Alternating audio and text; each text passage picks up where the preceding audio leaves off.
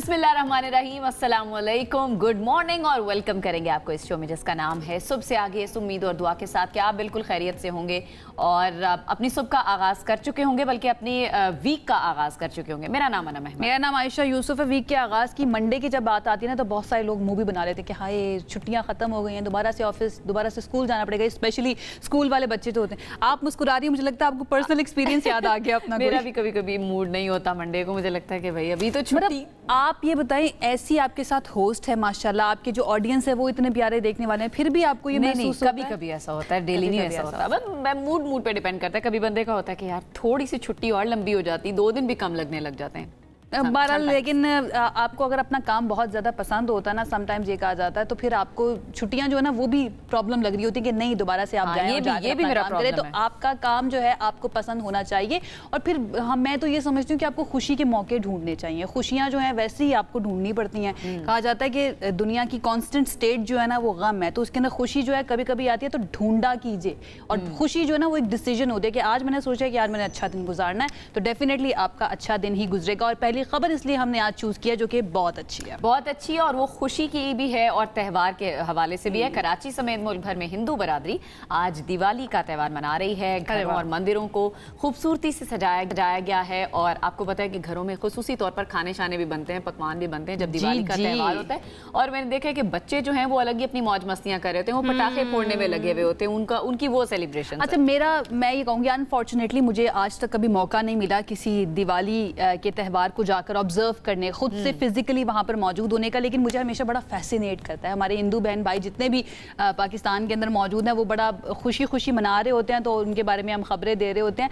इसके बारे में थोड़ी सी डिटेल्स मैं शेयर कर देती हूँ कि पाकिस्तान के अंदर अराउंड 5.2 मिलियन जो हैं वो हिंदू बिरादरी या हिंदू बहन भाई हमारे रहते हैं, जो कि बड़े खुशी से रहते हैं। और बहुत सारे लोग तो अब जानबूझ के जो हिंदू बिरादरी है वो वीलॉग्स बनाना शुरू हो चुके हैं इंडिया को दिखाने के लिए कि भाई देखिए हम यहाँ पर बहुत खुशी खुशी रह रहे हैं, क्योंकि इंडिया में बहुत ज्यादा प्रोपेगेंडा इस बारे में किया जाता है। लेकिन इंडिया में रहने वाले भी जितने भी हिंदू बिरादरी है या फिर पूरी दुनिया में जितनी हिंदू बिरादरी है, उनको हमारी तरफ से दिवाली की बहुत बहुत शुभकामनाएं। दिवाली की बहुत बहुत मुबारक, बहुत बहुत मुबारक। ये खुशी का त्यौहार है, रोशनियों का त्यौहार इसको कहा जाता है। आई होप इस तरह से आप जो है ना खुशियां बांटते रहें। और ये जो शरारतें कभी कभी आ जाती है ना, अगर हम इंडिया की बात करें तो इनसे जरा दूर रहें तो ज्यादा बेहतर है। ऐसी खुशी वक्त गुजर जाए वही अच्छा हो जाता है। अच्छा, आगे बढ़ते हुए खबर ये आपको देनी है कि पाकिस्तानी मार्शल आर्टिस्ट इरफान महसूद ने फिंगर अप पुशअप्स में नॉर्वे के सुवेरी डायसन का गिनीज वर्ल्ड रिकॉर्ड तोड़ दिया है। और नॉर्वे के सुवेरी डायसन ने 1 मिनट में 80 पाउंड वजन के साथ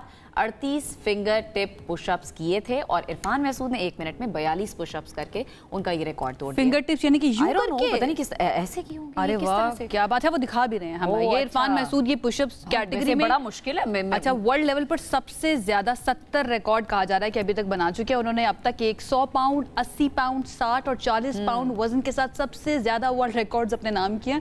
और इरफान महसूद जो है उन्होंने martial pushup, squats, step ups, knee strikes, elbow strikes, high jumps और स्टार जंप्स वगैरह के रिकॉर्ड भी बनाए हैं। मेरे ख्याल से कोई रह नहीं गया, टर्मिनोलॉजीज जो है ना वो सारी इन्होंने अचीव कर ली है। बहरहाल ये वाला पुशअप्स का जो इन्होंने किया ना, मुझे लग रहा है बहुत मुश्किल है। डेफिनेटली मुश्किल, सारा वजन आपकी उंगलियों पे। अगर आप लड़का होते मैं कहती करके दिखाएं। बहरहाल बहुत सारी लड़कियां भी हैं जो कर रही होती हैं, तो हैट्स ऑफ और बहुत अच्छा है, जबरदस्त है। इस तरह से पाकिस्तान का नाम रोशन करते रहे इरफान, हमें बड़ी खुशी होती है। अच्छा, आगे बढ़ते हैं। आगे बढ़कर आपको बताते हैं कि अगर आपको कभी अम्मी से डांट पड़ जाए तो ज्यादा से ज्यादा आपने एहतजाजन क्या किया होगा? मैं मुंह बना के बैठ जाती हूँ। That's it. हाँ, बस मुंह बना के साइड पे होके बैठ गई, कोई बात नहीं की, बुला भी रहा हो कोई तो फिर मैं किसी से फिर बात नहीं करती। हमने डिसअपॉइंट किया क्योंकि इंडिया की एक लड़की है, उसने ऐसा काम किया है अम्मा की डांट खाने के बाद कि कोई जो है ना अपना सर पकड़ के बैठ जाए। क्या किया? सवाल ये कि भाई क्यों डांटा अम्मा ने? उसने जाके ना वो खंबे के ऊपर चढ़ गई है। ये एहतजाजन खंबे पर चढ़ी है। अब अंदाजा करें, वैसे तो मैंने ज्यादातर देखा है कि बीवी जो है उससे लड़ाई करके बंदा आगे खंबे पे चढ़ जाता है, मोबाइल टावर पे इन्होंने कहा मैं चढ़ जाती हूँ एहतजाज करने का। लेकिन ये बड़ा खतरनाक भी हो सकता है, लाइफ जो है उसको रिस्क पे डालना। और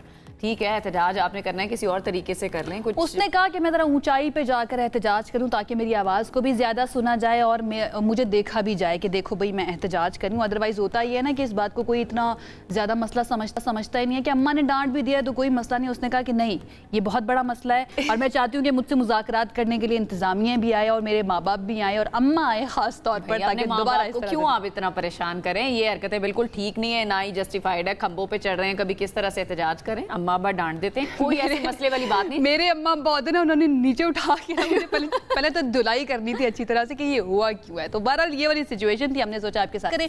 अब सिचुएशन अमेरिका में क्या है ये आपको बता देते हैं, जहां पर सदर ट्रंप के खिलाफ नो किंग्स के उन्वान से एहतजाज किया जा रहा है। तमाम 50 रियासतें जो है वहां पर 2500 मकामात ऐसे हैं।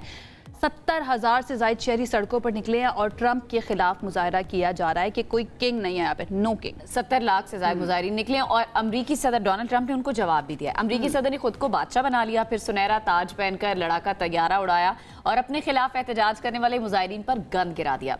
ये ओरिजिनल में नहीं हुआ, एक्चुअल में नहीं हुआ। AI वीडियो अपने सोशल मीडिया प्लेटफॉर्म पर उन्होंने शेयर की है जिसमें ये सब कुछ हो रहा है। वो अपने मुखालिफिन को चुप कराने के लिए ये वाला हरबा जो है वो इस्तेमाल करें। बहरहाल जी, डेमोक्रेसी है, लोग एहतजाज करते हैं, उनको नहीं पसंद आ रही ट्रंप की पॉलिसीज तो ठीक है, लोग सड़कों पे। अच्छा, डेमोक्रेसी में ऐसे एहतजाज होता है, ऐसे ओपनली एहतजाज किया जा सकता है? ओके, फिर ठीक है, ये हम कर सकते हैं। अच्छा जी, डेमोक्रेसी में एक ये चीज़ भी होती है कि जब महंगाई बहुत ज़्यादा आना तो उसके खिलाफ भी एहतजाज किया जा सकता है, उसके ऊपर मीडिया के ऊपर बात तो की जा सकती है। तो टमाटर जो है ना वो बहुत ज़्यादा महंगा हो चुका है। यहाँ तक कहा जा रहा है, सिचुएशन ये है, ग्राउंड रियलिटी ये है कि चिकन से ज़्यादा महंगा हो चुका है 1 किलो टमाटर। 2 लीटर पेट्रोल से भी महंगा हो चुका है। और कुछ रह गया, सोने से कंपेयर ना करना पड़ जाए हमें, सोने से मवाजना। बहरहाल जी, टमाटर जो है वो बड़ा महंगा मिल रहा है और ये मैं देख रही थी कि नवंबर में जाके नॉर्मली कीमतें हमेशा क्यों ज्यादा हो जाती हैं। इसकी कोई आई डोंट नो, इसकी कोई खास साइंस है, कोई रीजन है। बहरहाल जी, लाहौर में 1 किलो टमाटर की कीमत जो है वो 600 रुपए तक पहुंच चुकी है। कराची की बात करें तो वहां पर 450 रुपए। इस्लामाबाद और पेशावर में भी टमाटर जो है वो 400 से 450 रुपए में बिकने लगा है। तो ये मामला है 450। अच्छा, इस पर बात करते थे। हमारे साथ इस वक्त ऑल सिटी ताजो इत्तेहाद एसोसिएशन के चेयरमैन मौजूद शर्जील गोपलानी साहब, उनसे इस बारे में बात करते हैं। शर्जील साहब, थैंक यू सो मच हमें ज्वाइन करने के लिए। आई डोंट नो, मुस्कुराना चाहिए या फिर थोड़ा सा जो है ना वो करना चाहिए, अपने ऊपर अफसोस करना चाहिए। 400 से 450 रुपए किलो टमाटर, सर क्या वजह है इसकी?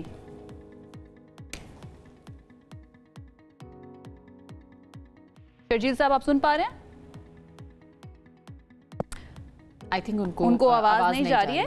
कोशिश करेंगे कि ये टेक्निकल मसला जो है जल्दी से ठीक हो जाए। लेकिन अगेन सवाल याद आ रहा है वो बच्चों, आहा टमाटर बड़े मजेदार नहीं रहे अब। बहरहाल मीठे क्या उसको कहते हैं, महंगे हो गए। महंगे हो गए। ये तो हमारी अम्माएं जो है ना वो ज़्यादा बताती हैं, क्योंकि मेरी अम्मा से जब मैं जाके पूछती हूँ ना कि ना क्या क्या चाहिए और जब मैं लेकर आती हूँ तो मुझे एहसास होता है अम्मी इतनी महंगाई होगी। अम्मी कहती है बेटा अब पता चला कि चीज़ें कितनी महंगी हो चुकी है। खैर, शर्जील गोपलानी साहब ने हमें ज्वाइन कर लिया है, उनसे बात करते हैं। शर्जील साहब, सबसे पहले ये बताइए क्या रीज़न है, क्या सप्लाई कम आ रही है या पैदावार कम हुई है टमाटर की जिसकी वजह से इतनी ज़्यादा इसकी कीमत बढ़ चुकी है? देखिए, बात वही है, जब तक सप्लाई और डिमांड का मामला रहता है टमाटर का, हर साल इसी तरीके से आपको पता है सीजन में जब शॉर्ट हो जाते हैं तो रेट ऊपर चला जाता है। अब जब तक गवर्नमेंट कोई इसमें टेक्नोलॉजी या खास तौर पे जो किसानों को उसको जो है अपना देखें, जिस वक्त टमाटर की चीजें फसल आती है तो उस वक्त टमाटर का हाल ये होता है कि लेने वाले भी नहीं होते, बाज़ औक़ात टमाटर ज़ाया भी हो जाता है हमारा। अगर हम इसको प्रिजर्व कर सकते और उसको रोक सकते, किसी का स्टॉक कर सकते तो हमें ये जो है हर साल एक ही रेट पे टमाटर मिल सकता है। दुनिया में आप देखें टिन के अंदर बाकायदा इसको टमाटर को संभाल के रख लिया जाता है और वो फिर आपका जिस वक्त शॉर्ट सप्लाई होती है तो मार्केट में टमाटर अवेलेबल होता है। लेकिन ये हमारे साथ हर साल यही मसला है कि जिस वक्त सीजन खत्म होता है तो मार्केट में शॉर्ट होता है, फिर वो तो प्राइस इसकी जो है वो शूट कर जाती है। कौन रिस्पॉन्सिबल है आपकी नजर में इसमें? देखें, हमारे जो रिसर्च आरडी जब तक नहीं होगी, हमारे पास रिसर्च जब तक जो है गवर्नमेंट के इदारे नहीं संभालेंगे, किसानों को बताएंगे नहीं, या बीच में आड़ती है उनको नहीं समझाएंगे, जब तक ये मामला सॉल्व नहीं हो सकता। ये सिर्फ वन साइड मसला नहीं है। सबसे मेन चीज है गवर्नमेंट को इसके ऊपर काम करना पड़ेगा। आरडी के डिपार्टमेंट हमारे होने चाहिए, ऑलरेडी हैं एग्रीकल्चर डिपार्टमेंट। जो डिपार्टमेंट हैं आपके वो दूसरे चक्रों में लगे हुए हैं। ठीक है। अभी क्या मसला हुआ है शर्जील साहब राइट नाउ, ये जो शॉर्टेज, अभी शॉर्टेज तो नहीं, ये जो महंगा मिल रहा है टमाटर, इसकी पीछे वजह ये डिमांड और सप्लाई का ही मसला है? वही मसला है, और फूड एंड सिक्योरिटी डिपार्टमेंट इसका जवाब दे। अब फूड एंड सिक्योरिटी डिपार्टमेंट की जो है मिनिस्ट्री है, राना तनवीर साहब इसके मिनिस्टर हैं, उनसे पूछा जाए कि भाई उनकी मिनिस्ट्री क्या काम कर रही है, और फूड एंड सिक्योरिटी डिपार्टमेंट की कितने सालों से लाखों रुपए माहाना इनको तनख्वाहें दी जाती हैं, इनको सारी फैसिलिटीज दी जाती हैं। ये इनका काम है कि इसको जो है ये आइंदा कभी जो है इसकी शॉर्टेज नहीं हो, उसके लिए जिम्मेदार वो हैं, वो उसको जो है किसी तरीके से इसको रोकने की कोशिश करें। अच्छा, रोकने की कोशिश, तो फिर शर्जील साहब ये भी हम एक्सपेक्ट करें, खुदा ना खासा ये कीमत मजीद ऊपर जा सकती है, महंगाई मजीद बढ़ सकती है, टमाटर की कीमत यहीं पर रहेगी, फुल स्टॉप लगाएगी या आगे बढ़ेगी? देखिए, टमाटर की कीमत में वही कह रहा हूँ, जब तक अगर सीजन में इसको रोक लिया जाता, संभाल लिया जाता टमाटर को, तो आज आपके पास शॉर्टेज नहीं होती। और उसी रेट में 10-10 रुपए में भी टमाटर बिका है जब फसल आई है। आपके सामने 10 रुपए किलो भी तो टमाटर मार्केट में बिका है, और इस वक्त 450 रुपए किलो। सबसे बड़ी वजह यही है जो स्टोर में स्टोरेज हो चुका, हो सका है ज्यादा तो नहीं बढ़ेगी कीमत शर्जील साहब, इससे ज्यादा कीमत तो नहीं बढ़ेगी, इससे ज्यादा कीमत तो नहीं बढ़ेगी टमाटर की शर्जील साहब? सॉरी, इससे ज्यादा कीमत बढ़ेगी, मजीद ऊपर जा सकती है कीमत? बिल्कुल जाएगी, अगर इसी तरीके से रही, सप्लाई नहीं आई, या तो हमें जो है नेबरिंग कंट्री से हम इंपोर्ट करते हैं, तो इस वक्त आपका जो है बॉर्डर भी थोड़ा डिस्टर्ब है, तो उसकी वजह से ही मतलब ईरान से भी माल आता है, इंडिया से भी माल आता था, लेकिन इस वक्त वहां से भी माल नहीं आ रहा। अगर वहां से आ जाए तो भी माल आपका जो है रेट नीचे आ जाएगा। लेट्स सी क्या किया जाता है इंतजामिया की जानिब से। बहुत शुक्रिया। हमारे साथ शर्जील गोपलानी साहब, वो ये कह रहे हैं डिमांड और सप्लाई का मसला है, और इस मौसम के अंदर आकर डेफिनेटली मसला होगा अगर इसको प्रिजर्व नहीं किया जाएगा वक्त पड़ने पर। जब पैदावार ज्यादा होती है उस वक्त दुनिया भर में ये होता है, आपको पता है, टिन पैक्स मिलते हैं, कंटेनर्स में वो उसको सेव कर लिया जाता है, लेकिन अगर सेव नहीं किया जाता तो ये हर साल हम तकरीबन इस मौसम के अंदर ये देख रहे होते हैं। फ्रेश खाने होते हैं लोगों ने, वो नहीं उनका दिल करता भाई टिन वाले निकाल के खाने का। हमारे देसी लोग हैं, उनको फ्रेश टमाटर चाहिए, फ्रेश हरी मिर्च चाहिए। बहरहाल जी, हम लोग इसमें बहुत ज्यादा एनरिच्ड भी तो है ना, हम बड़े खुश नसीब भी हैं इस मामले में कि हमें सब कुछ फ्रेश मिल जाता है और बहुत अच्छे दामों में मिल जाता है। इस चीज़ पर हमें शुक्र अदा करना चाहिए। आगे बढ़ते हैं, एक और मामले पर शुक्र अदा कर लेते हैं, और वो ये है कि पाकिस्तान और अफगानिस्तान के दरमियान जारी कशीदगी जो थी उसके अंदर जो एक पॉज आया था, ये पॉज थोड़ा लंबा होने वाला है, यानी कि सीज फायर के बारे में कहा जा रहा है कि इसको मजीद थोड़ा बढ़ाया जा सकता है। दोहा में मुज़ाकरात में ये पेशरफ्त हुई है। बिल्कुल ऐसे ही है, दोनों ममालिक के दरमियान जंगबंदी बरकरार रखने पर इत्तेफाक हो गया है दोहा में, और कई हफ्तों की जो झड़पें थी, चल रही थी फ़ज़ाई कार्रवाइयों के बाद, अब ये पेशरफ जो है वो खित्ते के अमन के लिए एक नया मौका समझी जा रही है, और मुज़ाकरात का अब अगला दौर इस्तांबुल में होने जा रहा है, जहाँ दोनों ममालिक के वफूद के दरमियान दहशतगर्दी के खात्मे के हवाले से मज़ीद बातचीत होगी। और सवाल यहाँ पर हमारा ये है कि क्या ये जंगबंदी बरकरार रह पाएगी या नहीं, और क्या अफगान हुकूमत वाकई अपनी सरजमीन पाकिस्तान के खिलाफ इस्तेमाल होने से रोकेगी, जिस पर पाकिस्तान हमेशा से ये बात करता रहा है जब भी अफगानिस्तान की तरफ से दहशतगर्दी या दरअंदाजी होती रही, कि अपनी सरजमीन हमारे खिलाफ इस्तेमाल ना होने दे। इसी पर बात करने के लिए हमें ज्वाइन किया है साबिक वजीर खारजा खुर्शीद कुसूरी साहब ने, उनसे जरा बात करते हैं। अस्सलाम वालेकुम कुसूरी साहब, वेलकम करेंगे शो में। सबसे पहले तो बताएं कि पाकिस्तान और अफगानिस्तान जंगबंदी बरकरार रखने पर मुत्तफिक हो गए हैं, आप क्या समझ रहे हैं कि ये जंगबंदी बरकरार रह पाएगी मुज़ाकरात का अगला दौर होने तक? पहली बात यह है कि इसका होना ना होने से बेहतर है, क्योंकि अगर ये फ़र्ज़ करें किसी चीज़ में एग्रीमेंट ना होता तो ये एक हमारे जो दुश्मन हैं उनको बहुत खुशी होती, और वो इस इंतज़ार में थे कि ये फेल हो। ये जंगबंदी जो है इसमें कतर ने तो अपना रोल अदा किया है, सऊदी अरब ने भी किया है, और अब तुर्की में अगला राउंड होगा, जिसका फ़ायदा है कि ये तीनों मुल्क पाकिस्तान के बहुत करीबी दोस्त हैं। सऊदी अरब, कतर और तुर्की में तो जंग में भी खुल के हमारी हिमायत की थी। ये वो मुल्क हैं जो अफ़गानिस्तान के भी खैर खा हैं। पाकिस्तान ने कहा होगा कि भाई 3 सॉवरेन नेशंस हैं, 2 सॉवरेन नेशंस हैं, ये इजाज़त नहीं दी जा सकती। क्या तुर्की इजाज़त देगा किसी मुल्क को कि वहाँ दरअंदाजी करे? पाकिस्तान को ये फ़ायदा हुआ कि पाकिस्तान ने अपना मौक़िफ़ यही बयान किया कि एक सॉवरेन नेशन बर्दाश्त नहीं कर सकती कि उस पर दूसरी जगह से हमला हो। यूनाइटेड नेशंस चार्टर में लिखा है कि inviolability of the borders is absolutely essential. इससे मतलब ये हुआ कि अफगानिस्तान को कोई सपोर्ट इन आर्गुमेंट्स में नहीं मिलेगी। पाकिस्तान का आर्ग्यूमेंट बड़ा स्ट्रांग है ना कि कोई भी सॉवरन नेशन जो है वो रिलेट कर सकती है इस सिचुएशन से कि अगर दरअंदाजी की जाए तो क्या नतीजा होगा।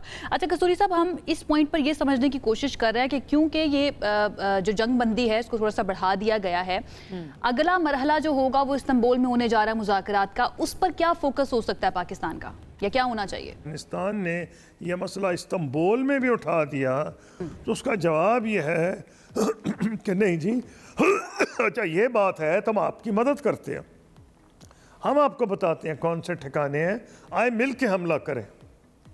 तो ये अगर आपके पास कैपेसिटी नहीं है या तो आपके आप फुली सॉवरेन नहीं है, सॉवरेनिटी की डेफिनेशन ये है कि आपका कंट्रोल हो उस टेरिटरी पे।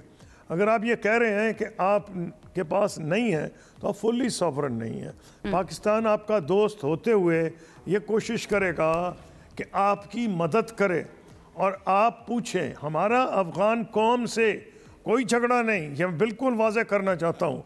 अफ़गानिस्तान के और पाकिस्तान के अवाम के मैं समझता हूँ तारीख़ी तौर पर दिल इकट्ठे धड़कते थे। जमालुद्दीन अफ़गानी, अल्लामा इकबाल कोई फ़र्क नहीं रखते थे। यही वजह है कि इनको खुले तौर पर बड़े ओपन हार्ट से यहाँ उनका खैर मकदम किया गया जब सोवियत यूनियन ने अफ़गानिस्तान में इन्वेजन की।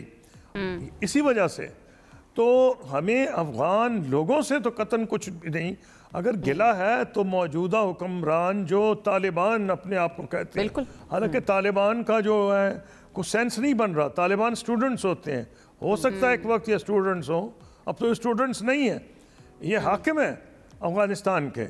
ये अगर अपने को सॉवरेन क्लेम कर रहे हैं तो इनको गारंटी देनी पड़ेगी। अवाम के साथ तो कोई मसला नहीं है, हुकूमत अफगान रेजीम के साथ मसला है जो अभी करंटली तालिबान गवर्नमेंट है। कसूरी साहब, आपको लगता है कि अब पाकिस्तान ने जो इतना दबाव बना दिया है अफगानिस्तान पर, इसके बाद अब ये जो हमले हैं दहशत गर्दी वाले जो अफगानिस्तान की सरजमीन इस्तेमाल हो रही है पाकिस्तान के खिलाफ, वो रुक जाएगा मामला? पाकिस्तान ने विल जो थी वो दिखाई है, कैपेसिटी तो सबको पता थी, क्योंकि 4 साल लैतो लाल इससे डिस्कस करो, फॉरेन मिनिस्टर जा रहे हैं, डिफेंस मिनिस्टर जा रहे हैं, लेकिन पिछले 2-4 महीनों में तो हद हो गई है।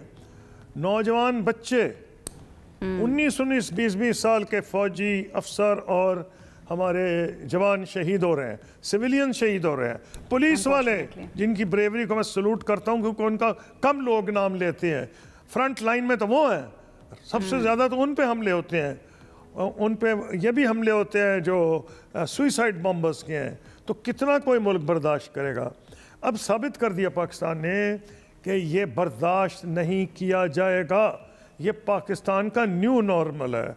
और ये हमने खुशी से नहीं किया, मैं हिंदुस्तान की तरह नहीं कह रहा जैसे मोदी साहब बेवकूफ़ी में या घुमंड में कहते हैं न्यू नॉर्मल। नहीं, हमने 4 साल इंतज़ार किया क्योंकि हमें अफगानिस्तान के बाशिंदों से, अफगान भाइयों से हमदर्दी थी। तो पाकिस्तान साबित कर रहा है ना, नरम दमे गुफ्तगू गर्म दमे जुस्तजू। बिल्कुल ठीक है कसूरी साहब, अगर ये जंग बंदी खुदा न खास्ता टूट जाती है या फिर इस सीज़ फायर की कोई खिलाफ वर्जी अगर अफगानिस्तान कर देता है, तो आपको क्या लगता है इससे जो खित्ता है हमारा, इसके ऊपर क्या असरात पड़ सकते हैं? स्पेशली अफगानिस्तान के ऊपर हम बात करें तो क्या असरात पड़ सकते हैं? देखिए, मुझे अगर खुदा न खास्ता ये जंग बंदी टूटी, ये तो ज़रूर होगा कि पाकिस्तान को मिलिट्री एक्शन लेना पड़ेगा, लेकिन मेरा ख्याल है कि इसमें तमाम बड़े इस्लामी मुल्क रोल अदा करेंगे। इसमें चीन, अच्छा टाइम आ गया है, चाइना को मिल गया है कि वो अपना रोल अदा करे। इसमें यह होगा कि एक मॉस्को प्रोसेस है, उसमें ये जो प्रॉब्लम है सिर्फ पाकिस्तान को नहीं है, जितने भी नेबर्स हैं अफ़गानिस्तान के, उसमें रूस, चीन, उज़्बेकिस्तान, ताजिकिस्तान, तुर्कमानिस्तान, ये सब के सब नाला ईरान, पाकिस्तान, सब तंग हैं अफ़गानिस्तान की इस पॉलिसी से कि ये टेररिज्म को कुछ नहीं कंट्रोल करने की कोशिश करते। हालांकि इन्होंने दोहा एग्रीमेंट में ये जो साथ वाले ममालिक है वो तंग है, लेकिन एक मुल्क है जो सपोर्ट भी कर रहा है बल्कि गठजोड़ बना रहा है ताकि पाकिस्तान को किसी भी तरह से डिस्टेबलाइज किया जा सके। कसूरी साहब, आपको क्या लगता है कि जो सिक्योरिटी चैलेंज हमें दरपेश है, अगर अफगानिस्तान और इंडिया का जो गठजोड़ सामने आ रहा है, किस तरह से पाकिस्तान काबू पा सकता है दहशतगर्दी पर? अगर अफगानिस्तान में इस बात पर वो बड़ा फ़ख्र करते हैं कि हमारे दुश्मनों को पाल रहे हैं, हमारे ऊपर वो हमले करवा रहे हैं, इसका पाकिस्तान को उनसे बहुत ज़्यादा तजुर्बा है। खुदा करे इसकी ज़रूरत ना पड़े। कोई एक्टर अफगानिस्तान का नहीं, एक्टर से मुराद पॉलिटिकल एक्टर जी, पिछले 40 साल में मुख्तलिफ हुकूमतें आई हैं, वो सब पेशावर में रही हैं, मुख्तलिफ जगह पे उनको पनाह दी गई थी। पाकिस्तान के मैं हैरान हूँगा, अभी मैं बहुत हैरान हूँगा अगर उनसे राब्ते ना हो। राब्ते तो अभी भी होंगे। तो अगर वो ये कर सकते हैं तो ये खेल तो फिर लंबी चलेगी, फिर पाकिस्तान बहुत से खेल खेलेगा। इसीलिए फॉरेन ऑफिस ने याद दिलाया था कि उम्मीद करते हैं कि एक दिन अफगानिस्तान में एक ऐसी हुकूमत आएगी जो आवाम की हुकूक का ख्याल करेगी। वो एक इशारा है, अफगान हुक्मरानों को समझना चाहिए। लेकिन मेरी उम्मीद भी है ये कि तमाम मुसलमान मुल्क, ख़ास तौर पर ये 4 तुर्की, कतर, UAE, सऊदी अरब, इनकी अहमियत इस मसले में मैंने आपको पहले समझा दी है। ये एक रोल अदा करेंगे और उम्मीद है कि ऐसा नहीं होगा जैसा कि आपका सवाल है।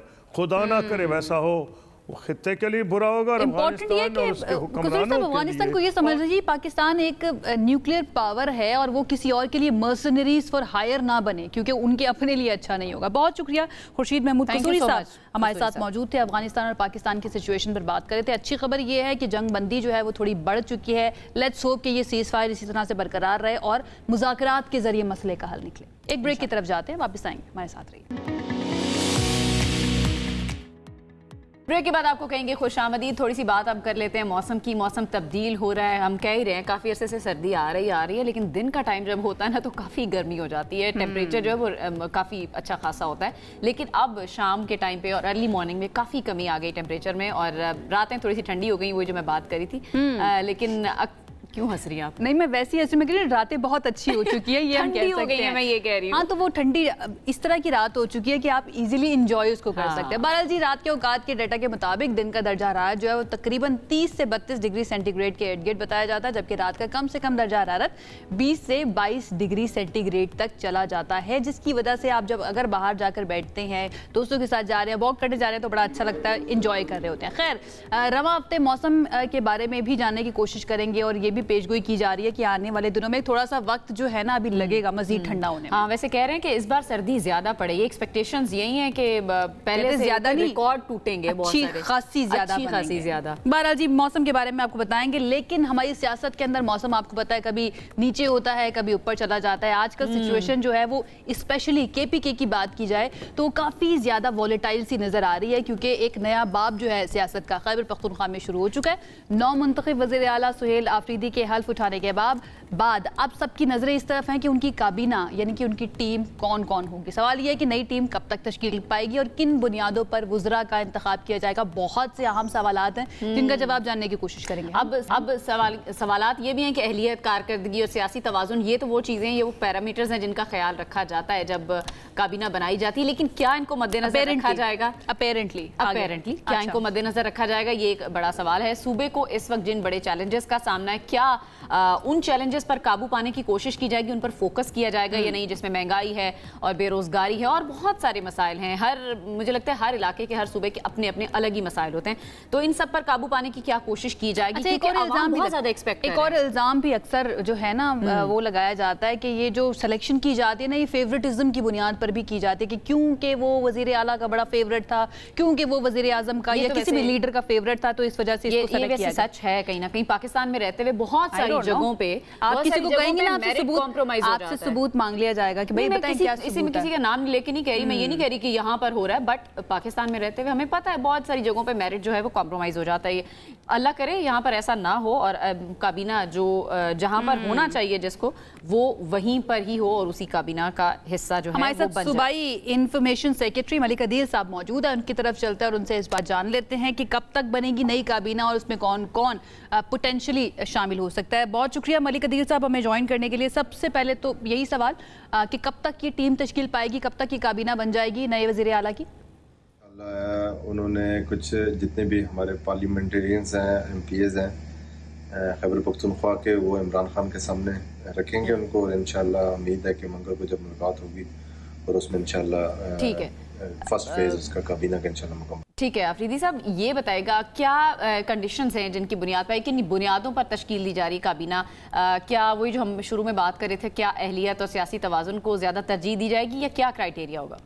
नई तश्कील देखें जी, सबसे पहले तो हमारी जो नई काबीना होगी वो इमरान खान ने जैसे कहा कि नए विजन के मुताबिक यंगस्टर उसमें होंगे, और इंशाल्लाह जो इमरान खान के नज़रिए के मुताबिक होंगे, जो इस मुल्क में रूल ऑफ लॉ को देखेंगे और इंशाल्लाह इस गवर्नेंस को बेहतर से बेहतर करने की जिनमें सलाहियत होगी इंशाल्लाह उसमें। अच्छा, अगर यंगस्टर्स हो सकते हैं तो फिर आपका भी चांस लग रहा है क्योंकि आप भी यंग है, तो अगर आपको किया जाता है लेट्स सपोज काबीना के अंदर शामिल अदील साहब, आपकी तरजीहात प्रायोरिटीज क्या होंगी? जी मुझे तो इंशाल्लाह अल्लाह ने चाहा अगर मेरा नाम उसमें शामिल हुआ तो मेरी कोशिश होगी कि जो हमारे पाकिस्तान तरीके इंसाफ का स्लोगन है, इसमें जो हमारे जो भी डिपार्टमेंट होगा जिसमें अभी कुछ पता भी नहीं है मैं हूँ या नहीं हूँ, अगर इंशाल्लाह अगर होता है कि कोई डिपार्टमेंट हमें देते हैं तो हम सबसे पहले गवर्नेंस को हम इंशाल्लाह देखेंगे जी, उसमें हम रूल ऑफ लॉ को देखेंगे और बेहतर से बेहतर लोग। आदिल साहब ये भी बताएगा केपी में बहुत सारे चैलेंजेस हैं बड़े बड़े जिनकी हमने इंट्रो में भी बात की है, महंगाई है, बेरोजगारी है और बड़े मसाइल हैं, दहशतगर्दी का चैलेंज है, सिक्योरिटी मसाइल है। क्या फोकस होगा आपकी गवर्नमेंट नई काबीना का और नए वजीर आला का? सबसे बड़ा खैबर पख्तूनख्वा में चैलेंज है हमारे पास जी दहशतगर्दी का है, अमन का है, और जो चीज़ें चल रही हैं ये सबसे पहले रूल ऑफ लॉ का है। तो हमारी कोशिश होगी कि सबसे पहले वफाक के साथ मिलके और हमें बेहतर से बेहतर तरीके से अपने सूबे में हम अमन लेके आए, जो सबसे बुनियादी वो है।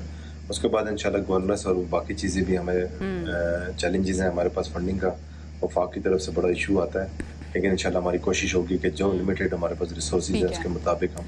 अच्छा मलिक साहब, ये कहा जाता है कि बानी पीटीआई जो है उनके विजन के मुताबिक ही चला जाएगा। आप जिस भी पीटीआई रहनुमा से बात करें उनकी पहली लाइन जो है, पहली स्टेटमेंट की लाइन ये होती है कि बानी पीटीआई की हिदायत के मुताबिक और विजन के मुताबिक चला जाएगा, लेकिन प्रैक्टिकली उस तरह से नजर नहीं आता और आपकी अपनी पार्टी के लोग ही इल्जाम लगा रहे होते हैं।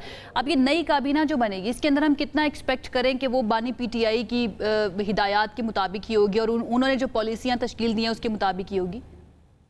ये काबीना जो भी बनेगी वो खान साहब की होगी, तो खान साहब की 100% इनपुट और उसके साथ इंशाल्लाह गवर्नेंस के मुताबिक जो पाकिस्तान तरीके इंसाफ का नज़रिया है, रूल ऑफ लॉ का है, गवर्नेंस का है, उसके मुताबिक इंशाल्लाह होगी।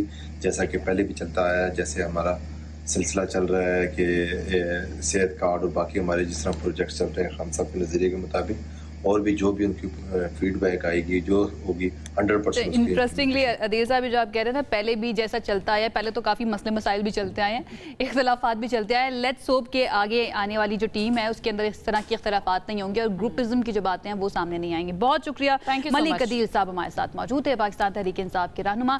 देखते हैं जी नई टीम कौन सी बनती है, खैबर पख्तूनख्वा के अंदर जो नई काबीना बनती है वो कैसी बनती है, लेकिन मौसम अब कैसा होने वाला है आने वाले वक्त में उस पर हम बात करेंगे जी। हम जिस तरह पहले भी बात कर रहे थे कि अब मौसम ऐसा ऐसा ठंडा होता जा रहा है, अब कितनी सर्दी पड़ सकती है, कैसा मौसम रहेगा, बारिशों की क्या एक्सपेक्टेशंस है, इसी पर बात करने के लिए मैं ज्वाइन किया डायरेक्टर मेट मोहम्मद इरफान विक साहब ने। इरफान साहब वेलकम करेंगे आपको शो में। सबसे पहले तो बताएं कि अभी खुश्क सर्दी पड़ रही है, बारिशों का इम्कान कब तक है, अगर ओवरऑल आप बताएं तो। देखिए अभी जो है अगले एक हफ्ते तक जो है ना वो पाकिस्तान में कोई बारिशों वाला सिलसिला नजर नहीं आ रहा, और अक्टूबर और नवंबर और दिसंबर इसके लिए हमने ये एक इशू की हुई है एडवाइजरी, जिसमें ऐसा है कि नॉर्मल से कम बारिशें हैं और दर्जा हरारत जो है ना वो नॉर्मल से कदरे ज़्यादा है। ठीक है। अच्छा विक साहब ये बताइए, इस वक्त जो सिचुएशन है मौसम की या टेम्परेचर की, कौन से एरियाज या कौन से शहर ऐसे हैं जहाँ पर कम है टेम्परेचर और कौन से ऐसे जहाँ पर अभी नॉर्मल है, बहुत ज़्यादा कम नहीं हुआ है? देखिए अभी जो हमारे पहाड़ी इलाके हैं, खास तौर पे स्कर्दू, गिलगित और चित्राल वाली साइड पे, यहाँ पर टेम्परेचर जो है वो 5 डिग्री सेंटीग्रेड से कम आ गए हैं जो रात के टेम्परेचर से। ठीक है। और बाज़ इलाकों में 0 के करीब चले गए। लेकिन जो नीचे जो मैदानी इलाके हैं, जैसे लाहौर हो गया, वहाँ पर 19 डिग्री सेंटीग्रेड टेम्परेचर है। इसी तरह जो कराची है, वहाँ पर भी 20 से ज़्यादा टेम्परेचर है और 25 से भी ज़्यादा बल्कि टेम्परेचर है जो कम से कम है। और बाकी जो मैदानी इलाके हैं, वहाँ पर अभी यकदम जो है ना वो सर्दी नहीं आई। अभी जो है मौसम जो है ना वो दिन में गर्म है और रात में थोड़ा सा फर्क पड़ता है। अच्छा, ये बताइएगा, कहा जा रहा है कि इस दफ़ा सर्दी जो है वो ज़्यादा पड़ेगी, बल्कि बहुत ज़्यादा पड़ेगी, बहुत सारे रिकॉर्ड्स टूटेंगे। तो एक तो ये बता दीजिएगा, क्या वाकई सर्दी ज़्यादा पड़ेगी और क्या सर्दियों का जो मौसम है ये प्रोलॉन्ग भी हो सकता है, लंबा चलेगा? देखिए, सर्दियां जो है अभी तो फिल वक्त आस्ता आस्ता सर्दियां आएंगी। यकदम जो है ना आप कहें कि एक हफ्ते के अंदर अंदर जो है ना इस तरह की सर्दी आ जाए कि लोग ठिठुरना शुरू हो जाए, तो ऐसा नहीं होने जा रहा। अभी दिन में आपको गर्म महसूस होगा, मैदानी इलाकों में गर्म महसूस होगा, रातें कदरे मोतदिल होंगी। ताहम जैसे ही नवंबर का आगाज होगा तो उसमें जो टेम्परेचर्स होंगे वो मजीद कम होना शुरू हो जाएंगे। आस्ता आस्ता जो है ना वो सर्दी आएगी, सर्दी जाके नवंबर में आएगी। ठीक है। अच्छा, I really feel for Karachiites. Karachi के लोगों के लिए मैं बड़ा फील करती हूँ, क्योंकि वहाँ पर एक तो सर्दी आती बहुत लेट है और बहुत ज़्यादा है, बहुत कम आती है और फिर अचानक से चली भी जाती है। कराची का मौसम जो है आने वाले 1-2 हफ्तों में ज़रा बताइए कैसा रहेगा? देखिए, कराची में अगले आने वाले दिनों में हम बारिश तो नहीं एक्सपेक्ट कर रहे और जैसे टेम्परेचर्स 36 से 38 डिग्री सेंटीग्रेड तक जो है ना वो कराची में जा रहा है। और अगले जो 2 से 3 रोज होंगे, बल्कि अगले 1 हफ्ते तक जो है ना ये टेम्परेचर इसी तरह बरकरार रहेंगे। इसमें 1-8 डिग्री का इजाफा होगा, कमी नहीं होगी। लिहाजा कराची में जो टेम्परेचर होगा, मौसम जो होगा वो दिन में गर्म ही होगा और रात में थोड़ा सा कोई फर्क पड़ सकता है।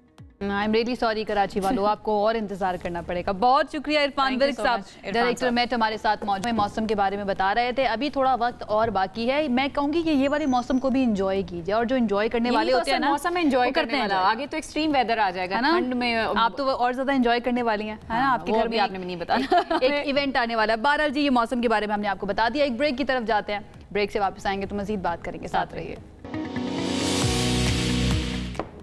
ब्रेक के बाद आपको कहेंगे खुशामदीद। इसराइली अफवाज की थोड़ी सी बात करते हैं, जिन्होंने गजा में खून की जो होली खेली उसके बाद जंगबंदी मुआहदा अब बहाल कर दिया है।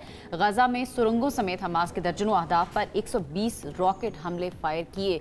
आप अंदाजा करें कि ये मुआहदा होने के बाद की सूरत हाल है, यानी ये किसी मुआहदे को भी नहीं मान रहे। अब खान यूनिस के शिमाल मशरकी इलाके में बेघर अफराद के खैमों और गजा के नसीरात कैंप पर भी बमबारी की गई और गुज़श्ता 24 घंटों में 45 फलस्तीनियों को उन्होंने शहीद कर दिया। कहाँ पर है वो कंट्रीज जिन्होंने मीडिएट किया था, जिन्होंने इस चीज़ को इंश्योर करवाना था कि ये जो जंग बंदी हुई है ये बरकरार भी रहनी चाहिए, स्पेशली ये जो पीस ट्रीटी साइन हुआ उसके बाद समझ नहीं आ रही कि क्या हो रहा है। इसराइल की जंग बंदी मुआहदे की खिलाफ वर्जी का मलबा जो है वो भी हमास पर डालने की कोशिश इस वक्त जारी है और ये कहा जा रहा है कि हमास ने हमारे फौजियों पर फायरिंग की थी, जिसके जवाब में उन पर अटैक किया गया, जवाब बनाया जा रहा है। हमास ने इसराइली इल्जाम को मुस्तरद कर दिया है और अमेरिकी सदर ट्रंप ने कहा है कि गजा में जंग बंदी अब भी बहाल है। कौन सी जंग बंदी, आई डोंट नो, शायद उनकी जंग बंदी की डेफिनेशन जो है ना वो थोड़ी सी मुख्तलिफ है, लेकिन ये कहा गया है कि गजा में इमदाद की फराहमी आज से शुरू हो जाएगी। मुझे उनका स्टेटमेंट ट्रंप का याद आ रहा है, जिस वक्त साइन हुआ था, जिस दिन साइन हुआ था पीस ट्रीटी, उस वक्त उन्होंने कहा था कि बस इमदाद पहुंचना जो है ना वो शुरू हो चुकी है गजा के अंदर,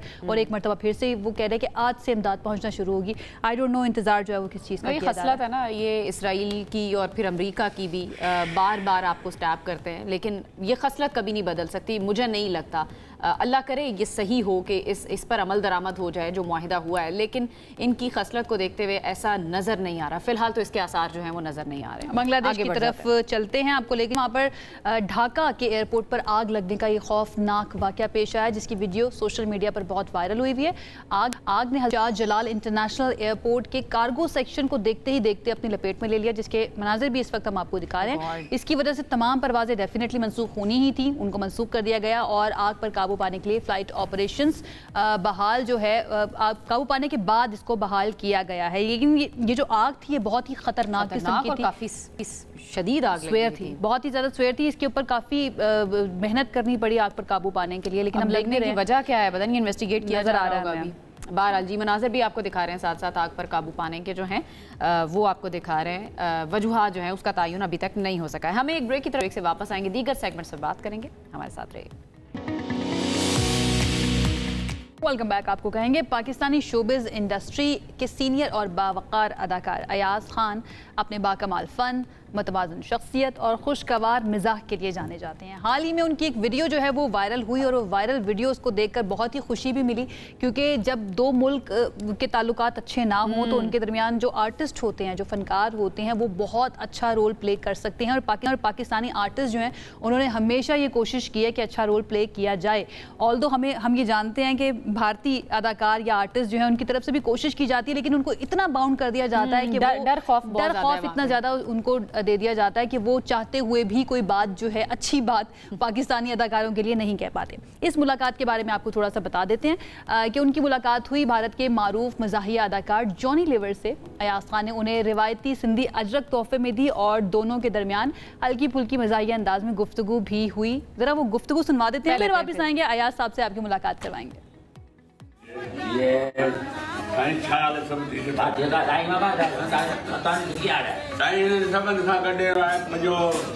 मौजूद आया नालो छा हाणे तुंहिंजो? बाबा तुंहिंजी महिरबानी आहे साईं। जॉनी लीवर ऐं दुबई में असां हिते मौजूद आहियूं, हिनखे तुंहिंजी महिरबानी आहे। कल्चरल ये गुफ्तगू आप सुन रहे हैं, दोनों एक्टर्स, एक पाकिस्तान से एक इंडिया से, लेकिन जो गुफ्तगू हो रही है ना वो सिंधी में हो रही है। मुझे कुछ इतनी समझ तो नहीं आई, लेकिन हमारे साथ अयाज खान साहब खुद मौजूद है, जरा उनसे ही समझ लेते हैं कि बात असल में हो क्या रही थी। अयाज साहब, वेलकम करेंगे आपको शो में। गुड मॉर्निंग, अस्सलाम वालेकुम, कैसे हैं आप? वालेकुम सलाम, बस अल्लाह का शुक्र ठीक ठाक। आपने दोबारा मेरे दोस्त को याद दिला दिया। अयाज साहब बताइए, कैसी रही जॉनी लीवर के साथ आपकी मुलाकात और क्या गुफ्तगू क्या हो रही थी? हम तो समझ नहीं पाए उसको। असल में मुझे तो 40-45 साल से मेरी उससे दोस्ती है। जब वो हमारी मुलाकात भी न्यू जर्सी में हुई, फिर 1-2 और मुल्कों में हुई, तो यही होता था। बल्कि वो ये कहता था, आज भाई हमारे पास तो हम तो कैसेट मंगाते थे आपके और म्यून अख्तर के। तो फिर न्यू जर्सी के बाद मैं फिर बॉम्बे जब गया तो मैंने बोला भाई हाँ मैं आ रहा हूँ, कुछ लाऊं, तो कोई मिठाई बोली उसने। खैर जब मैं मिला हूँ तो आप यकीन कीजिएगा, मुझे नहीं पता था कि हमारे यहाँ तो आर्टिस्ट थोड़ा सा हो तो कॉलर वैसा हो जाता है। वो मेरे पास वहाँ आया, फिर मैं उनके घर गया, उनके सामने जूही चावला रहती थी, तो फिर वो जो उसने दावत की, फिर हम शूट पे गए, तो वो एक दोस्ती के बाद हमारा राब्ता हो गया। अब वो ड्रामे तो सभी, हमारा ड्रामा कौन सा और हम के ड्रामे तो आपको भी पता है माशाल्लाह, जिस तरह से जो सबसे अच्छी जो एक हाइप क्रिएट की है। तो वो वहाँ क्या कर रहे हैं कि वो मुझे कुरान, अच्छा कोरोना जब हुआ है ना तो उस पर फिर मुझे उसकी कॉल आती है, यार ये वाला ड्रामा यार, भाई ये ड्रामे की फलां हीरो से बात करा दो मेरे यार। तो कह रहे यार नुमान एजाज ने क्या काम किया, उसकी आंखों का काम देखो। फिर मुझसे कह रहे हैं अयूब घोसो यार उसका। मैं कहा वो पैदाइशी उनके बाल ऐसे ही हैं, वो बाल कटवाते फिर उतने हो जाते हैं। तो वो मेरी वो फनी भी बात होती रही। तो इसी में होते होते हमने तय किया कि यार मैं आ रहा हूँ उधर दुबई आ रहा हूँ, तो तुम आ जाओ। तो कह रहे मेरा भी एक प्रोग्राम है, तो मेरी बेटी होती है वहाँ पे समरा खान, तो फिर वो वहाँ हम लोग मिले, तो फिर वो घर आए मेरे, फिर हमने गपशप की कुछ वहाँ पर, जो लोगों को पता चला तो वो लोग भी आ गए। अब मेरे जहन में पहले से तस्वुर था, क्योंकि मेरा भी सांगड़ से ताल्लुक़ है, और मैं कहता हूँ हमारे जो कल्चर होते हैं ना, वो हमारे हर सूबे की जो अक्कासी करते हैं, तो उसमें मुझे एक बेस्ट वो मिला कि हम जब बात करते करते मैंने वो अजरक ली और उसको पहनाई, और फिर मुझे तो आती सिंधी भी आती है, हमें थोड़ी थोड़ी सारी जुबानें सीखनी चाहिए। हम लोग पता नहीं फ्रेंच सीख रहे होते हैं हमारी अपनी जुबान। तो मैंने उससे कहा साईं छाल है चंगो बोलो मतार जो। तो बिल्कुल ऐसी है। अच्छा, मेरी उससे गपशप हुई, तो अब उसको जितनी सही। अच्छा अयाज साहब, एक चीज़ बड़ी इंपॉर्टेंट है, अक्सर स्पेशली जो न्यू आर्टिस्ट हैं वो ये नहीं समझते कि उनकी फ़ैन फॉलोइंग की वजह से उनका इन्फ्लुएंस या उनका इम्पैक्ट जो भी वो कर रहे होते हैं, जो भी एक्शन होते हैं, वो बहुत ज़्यादा होता है। जिस वक्त आप ये वीडियो बना रहे थे, आपको था जहन में कि ये इस तरह से वायरल भी हो जाएगी, स्पेशली अगर देखा जाए जो इस वक्त पाकिस्तान और इंडिया के हालात चल रहे हैं उसके तनाजुर में देखा जाए, आपको था इस चीज़ का अंदाज़ा? देखिए मेरे साथ तो वैसे ही मैं अपने लिए बता रहा हूँ कि मेरी बहुत सी चीज़ें जो मेरे जहन में भी नहीं होता कि ये वायरल हो जाएंगी, वो इत्तेफाक से हो जाती हैं। जो छिपा का एक प्रोग्राम था, उसमें मैंने पलट के कहा, छिपा साहब मैं समझे इनकी तस्वीर है, वो इतनी वायरल हो गई थी। तो इस तरह से मुझे कोई आइडिया नहीं था। वो सबने बहुत देखा, तो मैंने वो मुझे इसमें सबसे जो खुशी हुई कि जब मैं सिंधी बोल रहा था तो वो हाँ साईं ठीक है, तो वो जिस तरह और इतनी अपनाइयत थी कि आप यकीन करें बोल सकती हैं इतनी तो हम भी बोले थे बाबा, हाँ बाबा सही इस तरह से करके ना।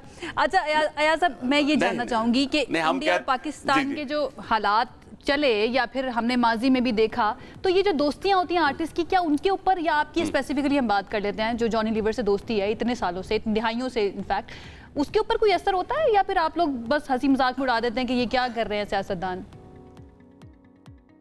नहीं, वो मेरी तो जब बात हुई तो उसने तो कहा कि ये नहीं है यार, कैसा है यार, हम लोग तो इतना दिल चाहता है शोज हों, साथ हों, पहले आपके यहाँ के सिंगर कितने अच्छे हैं आपके यहाँ के, तो ये हम नहीं, हम जब उनको सुनते हैं, आप देखें ना, हम उनकी फिल्में देखते हैं, ऐसा नहीं कि नहीं देखते, हम उनकी फिल्में भी देखते हैं, तो इसी तरह वो हमारे सारे ड्रामे भी देखते हैं। हमारी फिल्मों से ज़्यादा ड्रामे हमारे बहुत अपर लेवल पे हैं, जिसका कोई सानी नहीं है। हम अगर हम की बात करें, मैं हम का इसलिए कहता हूँ कि इन्होंने एक नया जॉनर शुरू किया, जिस तरह से हम आया ना ऊपर, उसके बाद कंपटीशन सही शुरू हुआ। इसके बाद पीटीवी तो था, हमने पीटीवी पे से शोहरत पाई, चांगलूस में आए तो नेगेटिव रोल दिया, तो मैं जब नेगेटिव रोल करके घर आया तो मेरी वाइफ ने कहा कि आज मुझे बिल्कुल घर का माहौल लगा, तो ये देखें, अब ये अप्रिसिएशन मिलता है घर। अच्छा, वैसे अप्रिसिएशन तो की बात करें, अब मैं चाहूंगी अयाज साहब आप थोड़ा सा अपने ड्रामों के बारे में भी बताएं। आपने माशाल्लाह बहुत काम किया है और डिफरेंट रोल्स में आप नजर आए, नेगेटिव रोल्स भी किए और भी तरह तरह के रोल्स किए। आपका अपना फेवरेट कौन सा रहा अब तक और क्यों? देखिए, पीटीवी का एक था जिसमें मेरा एक तकिया कलाम ख्वाब सुहाने था, जिसमें मैं कहता था मेरे स्टार्स से बताओ ना, इस मेरे बाद फिर बहुत से लोगों ने इस टाइप की वो कॉमेडी, वो बहुत हिट हुआ था। उसमें मलिक अनोखा भी था, उसमें और भी 2-3, लेकिन वो मेरा पॉपुलर बहुत हुआ। फिर मैंने जब जांगलूस किया था वो नेगेटिव रोल था। इस तरह से ड्रामे होते गए, बहुत वन मैन शोज हमने किए, लूज टॉक शो किया, इसके बाद जो अनवर भाई के साथ जो हमने किए स्टूडियो 2.5 स्टूडियो 3। फिर वो कहते थे अयाज भाई पठान का जो रोल है, तो मोइन भाई भी कहते थे अयाज तुम मुझसे भी अच्छा जो है पठान बनते हो।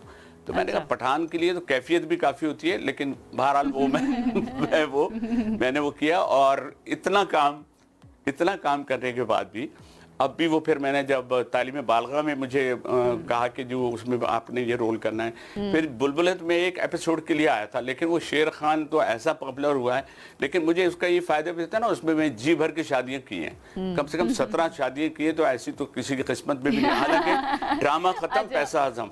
अच्छा, एक्टर्स के बारे में कहा जाता है वो इधर ड्रामा खत्म होता था जी, और एक्टर्स के बारे में कहा जाता है कि उनके दिल में ना कोई ख्वाहिश रह नहीं जाती, क्योंकि जो भी ख्वाहिश होती है वो एक्टर बन के अपनी पूरी कर लेते हैं। ये बड़ा ही मज़े का कमाल है।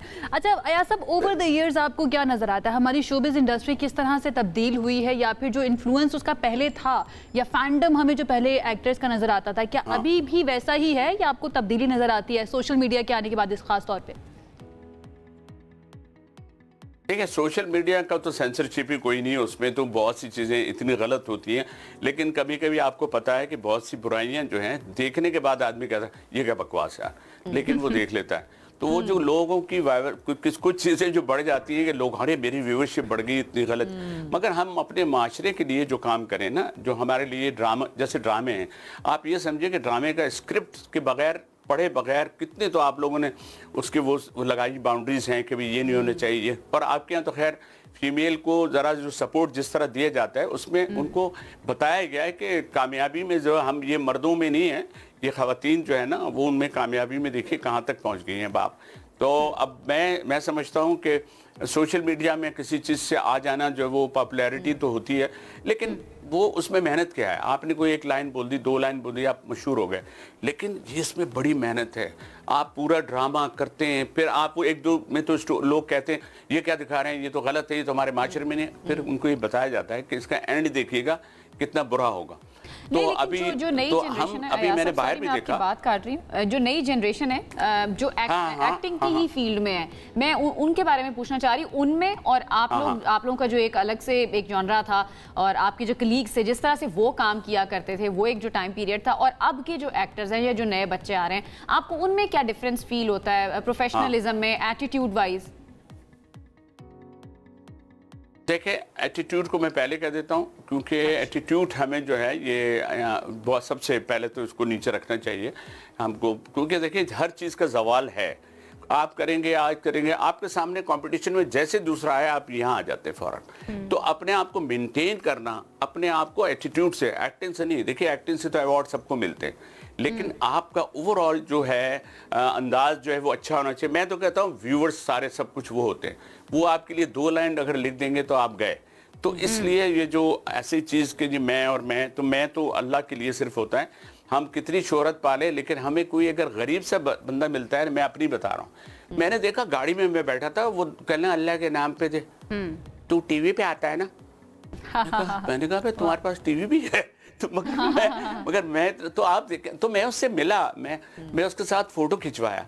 तो ये जो चीज़ें हैं एटीट्यूड, क्योंकि आवाम ही जो आपको देख रहे हैं वही आपके लिए सब कुछ होते हैं। तो उनको, अभी हम गए थे एहसन खान और हम एक चैरिटी शो के लिए यूके गए थे। आप यकीन करें, और हमारे नहीं, मैं कह रहा हूँ हम टीवी के जो प्लेज हैं वो नाम ले के कह रहे थे उस ड्रामे का बताएं, वो ड्रामा कैसा था, आपने फला ड्रामा कैसा किया। तो हमारी पॉपुलैरिटी यहाँ नहीं, सिर्फ हम दुनिया भर में बीते लम्हे, जो ये मैंने दोस्त, हमें भी याद है, हम भी आपके फैंस में से। अयाज साहब, अच्छा अयाज साहब, एक चीज जो मैं जानना चाहूंगी, मुझे लगता है बड़ी इम्पोर्टेंट भी है। जी बताइए। हाँ बताइए। मैं अजरक की बात को कहूंगा, क्योंकि देखिए बात यह है कि हर माशरे में देखिए हर चीज़ के कल्चर की कुछ चीज़ें होती हैं। अजरक मैं पत्नी अपने दिल से लेकर गया था, क्योंकि मेरे भी कहीं तो मेरी मट्टी है ना, मैं तो सांगड़ में मेरी पैदाइश है। मैंने कहा यार इसको डाल के हम देखते हैं।